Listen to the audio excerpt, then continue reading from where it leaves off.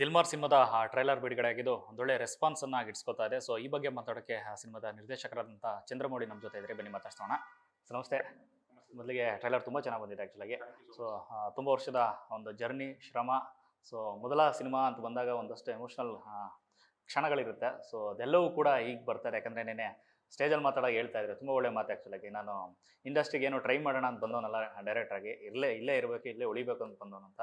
So ಎಷ್ಟು ಖುಷಿ ಇದೆ, ಕೊನೆಗೂ ಸಿನಿಮಾ ಬಿಡುಗಡೆಗೆ ಸಿದ್ಧ ಆಗಿರುವಂಥದ್ದು. ಸರ್ ಸಿಕ್ಕಾಪಟ್ಟೆ ಖುಷಿ ಇದೆ ನನಗೆ.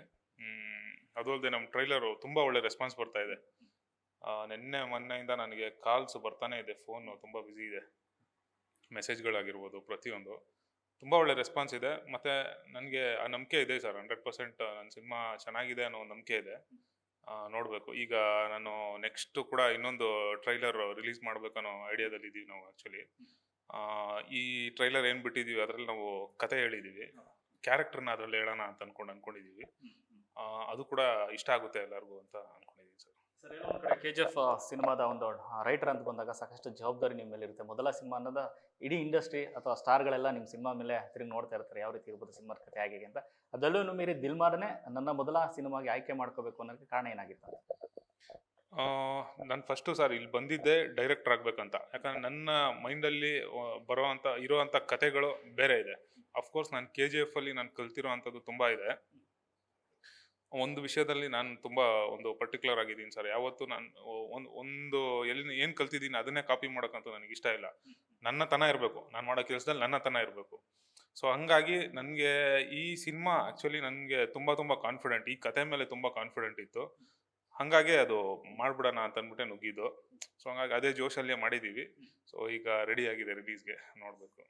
ಮೇಲ್ ನೋಡೋಕ್ಕೆ ಲವ್ ಸ್ಟೋರಿ ಅನ್ಸಿದ್ರು, ಲವ್ ಸ್ಟೋರಿ ಎಲ್ಲ ಬೇರೆ ಏನೋ ವಿಷಯ ಹೇಳಕ್ ಹೋಗ್ತಾ ಇದ್ದಾರೆ ಚಂದ್ರಮೌಳಿ ಅಂತ.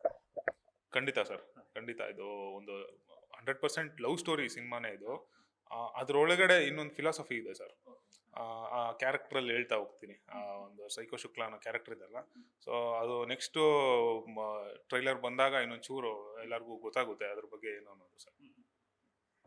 ಪ್ರೋಸೆಸ್ ಇದೆಯಲ್ಲ ಸರ್ ಸಿನಿಮಾದ ಕತೆ ಅಂತ ಬಂದಾಗ, ಯಾಕಂದ್ರೆ ಇಡೀ ನೀವು ಹೇಳ್ದಾಗೆ ನಾನು ಯಾವುದೋ ಒಂದು ಸಿನಿಮಾದಲ್ಲಿ ವರ್ಕ್ ಮಾಡಿದ್ರು ಕೂಡ ಅದನ್ನು ಕಾಪಿ ಮಾಡೋಕ್ಕೆ ಇಷ್ಟ ಇಲ್ಲ ಅಂತೇಳಿ, ಬಟ್ ಈ ಸಿನಿಮಾನ ಆಯ್ಕೆ ಮಾಡ್ಕೊಂಡಿದ್ರೆ ಆ ಒಂದು ಜರ್ನಿ ಇದೆಯಲ್ಲ ರೈಟಿಂಗ್, ಯಾಕಂದರೆ ತುಂಬ ಕಾಂಪಿಟೇಷನ್ ಇರುವಂಥ ಸಂದರ್ಭ ಇದೆ ಆ್ಯಕ್ಚುಲಾಗಿ. ಎಲ್ಲ ಥರದ ಜನರುಗಳನ್ನು ಜನ ನೋಡ್ತಾ ಇದ್ದಾರೆ, ಸ್ವೀಕರಿಸ್ತಾ ಇದ್ದಾರೆ. ಅದ್ರ ಮಧ್ಯದಲ್ಲಿ ಒಂದು ಕತೆ ಅಂತ ಬಂದಾಗ ಇದನ್ನು ಸಿನಿಮಾಗೆ ಡೆವಲಪ್ ಮಾಡಿ ಆನ್ ಸ್ಕ್ರೀನ್ ಬರುವಾಗ ಈ ಮಟ್ಟಿಗೆ ಒಂದು ರೆಸ್ಪಾನ್ಸ್ ಬರ್ಬೋದು ಅಂತ ನೀವು ಮೊದಲೇ ಜಡ್ಜ್ ಮಾಡಿರ್ತೀರ.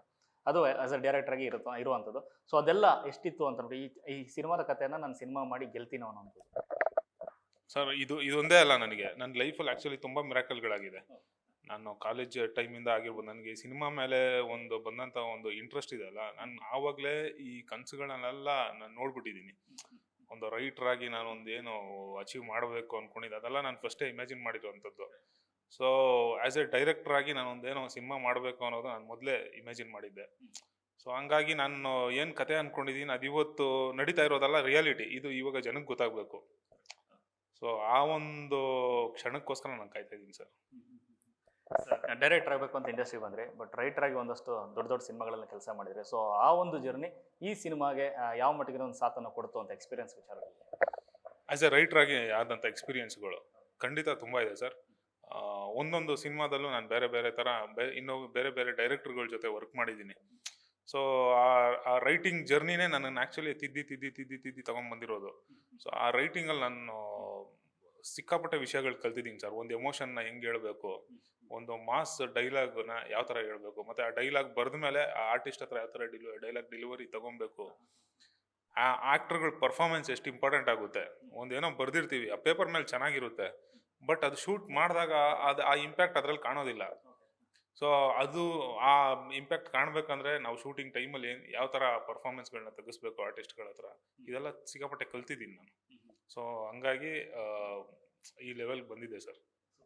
ಸಾಮಾನ್ಯವಾಗಿ ನೋಡೋದಾದ್ರೆ ಒಂದಷ್ಟು ಬಳಗದ ಜೊತೆ ಇರುವಂತಹ ಡೈರೆಕ್ಟರ್ ಅಂತ ಸಹ ನಿರ್ದೇಶಕರೆಲ್ಲ ಅವ್ರ ಸಿನಿಮಾ ಮಾಡುವಾಗ ಅದ್ರ ಫ್ಲೇವರ್ ಎದ್ದು ಕಾಣಿಸ್ತಾ ಇರುತ್ತೆ. ಈಗ ಪ್ರಶಾಂತ್ ನೀಲ್ ಅವ್ರ ಜೊತೆ ಕೆಲಸ ಮಾಡಿದ್ರೆ, ನರ್ತನ್ ಅವ್ರ ಜೊತೆ ಕೆಲಸ ಮಾಡಿದ್ರೆ ಅಂದ್ರೆ ಒಂದು ಫ್ಲೇವರ್ ಇರುತ್ತೆ. ಓ, ಈ ಕಡೆಯಿಂದ ಬರ್ತಾ ಇದ್ದಾರೆ ಅಂದ್ರೆ ಇವ್ರ ಸಿನಿಮಾ ಹಿಂಗಿರ್ಬೋದು ಅಂತ. ಅದನ್ನ ಬ್ರೇಕ್ ಮಾಡೋದಿದೆಯಲ್ಲ, ಒಂದಷ್ಟು ಬೇರೆ ಬದಲಾವಣೆ, ಒಂದಷ್ಟು ಕೆಲಸಗಳು ಎಷ್ಟು ಕಷ್ಟ ಇರುತ್ತೆ ಅಂತ. ನನಗೆ ಆ್ಯಕ್ಚುಲಿ ಅದು ಕಷ್ಟನೇ ಇಲ್ಲ ಸರ್. ನನಗೆ ಅದು ಅದೇ ಥರ ಫಾಲೋ ಮಾಡಿಬಿಡ್ಬೇಕು, ಇನ್ನೊಬ್ರು ಏನೋ ಮಾಡೋ ಥರನೇ ಫಾಲೋ ಮಾಡಬೇಕು ಅಂತ ನನ್ನ ಫಸ್ಟ್ ಆಫ್ ಆಲ್ ನನ್ನ ಕ್ಯಾರೆಕ್ಟರಲ್ಲೇ ಇಲ್ಲ. ಅದು ನಾನು ಮಾಡಿದ್ರೆ ನಂದು ಏನಾದರೂ ಒಂದು ಯೂನಿಕ್ ಆಗಿ ಕಾಣಬೇಕು. ಸೊ ಅದ್ರ ಮೇಲೆ ನಾನು ತುಂಬ ಪರ್ಟಿಕ್ಯುಲರ್ ಆಗಿರ್ತೀನಿ. ಸೊ ಅಫ್ಕೋರ್ಸ್ ನಾನು ಕೆ ಜಿ ಎಫ್ ಆಗಿರ್ಬೋದು, ನಾನು ವರ್ಕ್ ಮಾಡಿರೋ ಸಿನಿಮಾಗಳಲ್ಲಿ ನಾನು ಅವರು ಮೇಕಿಂಗ್ ಮಾಡೋ ರೀತಿ ಆಗಿರ್ಬೋದು, ನಾನು ಈಗ ಹೇಳಿದ್ನಲ್ಲ ನಿಮಗೆ, ಆ ಒಂದು ಡೈಲಾಗ್ನ ಹೆಂಗೆ ಪರ್ಫಾರ್ಮೆನ್ಸ್ ತೆಗಿಸ್ತಾರೆ ಡೈರೆಕ್ಟರ್ಗಳು, ಇದನ್ನೆಲ್ಲ ನಾನು ಕಲ್ತಿದ್ದೀನಿ. ಅದು ಬಿಟ್ಟು ನನ್ನ ಒಳಗಡೆ ಇರುವಂಥ ಒಂದು ವಿಷಯ ಇದೆಯಲ್ಲ, ಅದನ್ನ ಒಂದು ಯೂನಿಕ್ ಆಗಿ ಅದೇ ಅಷ್ಟೇ ಫ್ರೆಶ್ ಆಗಿ ಉಳಿಸ್ಕೊಬೇಕು ಅನ್ನೋದೇ ನನಗೆ ತುಂಬ ಇಂಪಾರ್ಟೆಂಟು. ಸೊ ಹಂಗಾಗಿ ಅದನ್ನು ತುಂಬ ಯೂನಿಕ್ ಆಗಿ ಇರಬೇಕು ನಾನು. ಮತ್ತು ನನ್ನ ತನ ಅನ್ನೋದು ನನ್ನ ಮಾಡೋ ಕೆಲಸದಲ್ಲಿ ಇರಬೇಕು ಅನ್ನೋದಂತೂ ನಾನು ತುಂಬ ಇದಾಗಿದ್ದೀನಿ sir. K G F chapter 1 ಟೈಮಲ್ಲಿ ಸಿನಿಮಾದ ಒಂದು ಅನೌನ್ಸ್ಮೆಂಟ್ ಆಗಿರುತ್ತೆ, ಆ ಒಂದು ಡೈರೆಕ್ಷನ್ ಕಡೆ ಹೋಗಿರ್ತೀರಿ. ಸೊ ಆ ಸಂದರ್ಭದಲ್ಲಿ ಏನಾದ್ರು ಪ್ರಶಾಂತ್ ನೀಲ್ ಅವರು ಸಿನಿಮಾದ ಬಗ್ಗೆ ಅಥವಾ ಸಿನಿಮಾ ಕಂಟೆಂಟ್ ಬಗ್ಗೆ ಮಾತನಾಡಿದ್ರೆ, ಅವ್ರ ಜೊತೆ ಹೇಳಿದ್ರೆ ಕಥೆ ವಿಚಾರವಾಗಿ ಅಂತ? ಹಾಂ, ಹೇಳಿದ್ದೀನಿ ಆ್ಯಕ್ಚುಲಿ. ಅವರು ನನಗಿಂತ ಹೆಚ್ಚಾಗಿ ತುಂಬ ಸರಿ ಈ ಸಿನಿಮಾ ಬಗ್ಗೆ ಎಲ್ಲ ತುಂಬ ವಿಚಾರಿಸಿದ್ದಾರೆ. ಸೊ ಏನಾಯಿತು, ಮಾಡ್ತಾ ಇದೆಯಲ್ಲ, ಮಾಡು, ಚೆನ್ನಾಗಿ ಮಾಡು, ಒಳ್ಳೇದಾಗುತ್ತೆ ಅಂತ ಅಂದ್ಬಿಟ್ಟು ಒಂದಷ್ಟು ನನಗೆ ಅಡ್ವೈಸ್ಗಳು ಕೊಟ್ಟಿದ್ದಾರೆ. ಈಗ ರೀಸೆಂಟ್ ಟೈಮ್ಗಳಲ್ಲೂ ಕೇಳಿದ್ದಾರೆ, ಎಲ್ಲಿ ಯಾವಾಗಲೂ ರಿಲೀಸ್ ಮಾಡೋದು, ಯಾವಾಗ ಮಾಡ್ತೀಯಾ ಏನು ಅಂತ ಅಂದ್ಕೊಂಡು ತುಂಬ ಈ ಸಿನಿಮಾ ಬಗ್ಗೆ ಕೇಳಿದ್ದಾರೆ ಸರ್. ಸಿನಿಮಾದ ಟ್ರೈಲರ್ ಏನಾದ್ರು ತೋರಿಸಿದ್ರೆ ಅವ್ರಿಗೆ, ಏನಾದ್ರು ಹೇಳಿದ್ರೆ ಅವರು ಅಂತ? ಇಲ್ಲ, ಅವ್ರಿಗೆ ಟೈಮ್ ಸಿಕ್ಕಿಲ್ಲ, ತುಂಬ ಬ್ಯುಸಿ ಇದ್ದಾರೆ. ಒಂದು ಬೇರೆ ಬೇರೆ ಅವ್ರದ್ದೇ ಆದಂಥ ಕಮಿಟ್ಮೆಂಟ್ಗಳಿದೆ. ಹಂಗಾಗಿ ಆ್ಯಕ್ಚುಲಿ ಸಿನಿಮಾ ನೋಡ್ತೀನಿ ಅಂತ ಹೇಳಿದ್ರು ಅವರು ಆವಾಗಲೇ. ಸೊ ನೋಡೋಕ್ಕಾಗಿಲ್ಲ. ನಾನು ಒಂದು 3-4 ಸರಿ ಅವ್ರಿಗೆ ತೋರಿಸ್ಬೇಕಂತ ಟ್ರೈ ಮಾಡಿದ್ದೆ. ಸೊ ಅವರು ಸಿಕ್ಕಾಪಟ್ಟೆ ಬ್ಯುಸಿ ಇದ್ದಿದ್ದರಿಂದ ನೋಡೋಕ್ಕಾಗಿಲ್ಲ. ಸೊ ಹಾಗಾಗಿ ಈಗ ಟ್ರೈಲರ್ ಈಗ ರಿಲೀಸ್ ಆಗಿರೋದು, ಮೋಸ್ಟ್ಲಿ ಈಗಲೇ ನೋಡಿರ್ತಾರೆ. ಸಿನಿಮಾ ಬಿಡುಗಡೆ ತಡ ಆಗಿದ್ಯಾ, ಯಾವ ಕಾರಣಕ್ಕೋಸ್ಕರ ಅಂತ? ಬೇಸಿಕಲಿ ಫಸ್ಟ್ ಪಾಯಿಂಟು ಒಂದು ಕೋವಿಡ್ ಅನ್ನೋದೊಂದು ಆಯಿತು. ಆಮೇಲೆ ಸುಮ್ಮನೆ ಕೋವಿಡ್ ಅಂತ ಅದೊಂದು ರೀಸನ್ ಹೇಳ್ಬೋದು. ಬಟ್ ಅದನ್ನು ಬಿಟ್ಟು ಕೆಲವೊಂದು ಆಯಿತು ಸರ್. ಆನೆಸ್ಟಾಗಿ ಹೇಳಬೇಕು ಅಂತಂತಂದರೆ, ಪ್ರೊಡ್ಯೂಸರ್ಗಳಿಗೆ ಅಂದರೆ ಈಗ ಹೊಸ ಹೀರೋ ಅಂತಂದರೆ ಏನೇನು ಪ್ರಾಬ್ಲಮ್ಸ್ ಬರುತ್ತೆ, ಅದು ಒಂದು ಸ್ಟೇಜ್ ನಡೀತು. ಅದು ಬಿಟ್ಟು ಮತ್ತು ನಮ್ಮ ಸಿನಿಮಾ ಒಂದು ಸೇಲ್ ಆಗಿಬಿಟ್ಟಿತ್ತು, ಮುಂಬೈ ಒಂದು ಕಂಪನಿಗೆ ಸೇಲ್ ಆಗಿತ್ತು. ಅವರು ಸಿನಿಮಾ ತಗೊಂಡು ಹೋದ್ಮೇಲೆ ಅವರು ಎಲ್ಲ OTT ರೈಟ್ಸು, ಸ್ಯಾಟಲೈಟ್ಸು ಅದೆಲ್ಲ ಆದಮೇಲೆ ಥಿಯೇಟ್ರಿಕಲ್ಲಿ ಕೊಡ್ತೀವಿ ಅನ್ನೋದು ಒಂದು ಅಗ್ರಿಮೆಂಟ್ ಆಗಿತ್ತು. ತುಂಬ ಹೋಲ್ಡ್ ಆಗುತ್ತೆ ಅಲ್ಲಿ. ಸೊ ಇವರು ನಮ್ಮ ಪ್ರೊಡ್ಯೂಸರ್ಗಳು ಕಾದರು, ತುಂಬ ದಿನ ಕಾದು ನೋಡಿದ್ರು. ಸೊ ಇದು ಆಗೋ ಕೆಲಸ ಅಲ್ಲ, ನಮ್ಮ ಸಿನಿಮಾ ನಾವು ರಿಲೀಸ್ ಮಾಡೋಣ ಅಂತ ಮತ್ತೆ ಹೋಗಿ ಅವರು ಕೊಟ್ಟದನ್ನ ಅಡ್ವಾನ್ಸ್ನೆಲ್ಲ ರಿಟರ್ನ್ ಮಾಡಿ, ಅಗ್ರಿಮೆಂಟ್ನೆಲ್ಲ ಕ್ಯಾನ್ಸಲ್ ಮಾಡಿ. ಅಂದರೆ ನಮಗೆ ತುಂಬ ಕಾನ್ಫಿಡೆನ್ಸ್ ಇತ್ತು ಸರ್, ನಮ್ಮ ಪ್ರೊಡ್ಯೂಸರ್ಗಳಿಗೂ ಅಷ್ಟೇ ನಮ್ಮ ಸಿನಿಮಾ ಮೇಲೆ. ಸೊ ಅದು ಯಾಕೆ ಅಷ್ಟೊಂದು ಓಲ್ಡ್ ಆಗಿ ಹಂಗೆ ಇರೋದು ಅಂತ ಅಂದ್ಬಿಟ್ಟು ಅವ್ರು ಹೋಗಿ ಮತ್ತೆ ಎಲ್ಲ ಅಗ್ರಿಮೆಂಟ್ ಕ್ಯಾನ್ಸಲ್ ಮಾಡಿ ತಂದು ಇವಾಗ ಅವರೇ ರಿಲೀಸ್ ಮಾಡೋದಕ್ಕೆ ಪ್ಲ್ಯಾನ್ ಮಾಡಿ ಇದು ಮಾಡಿದ್ದಾರೆ.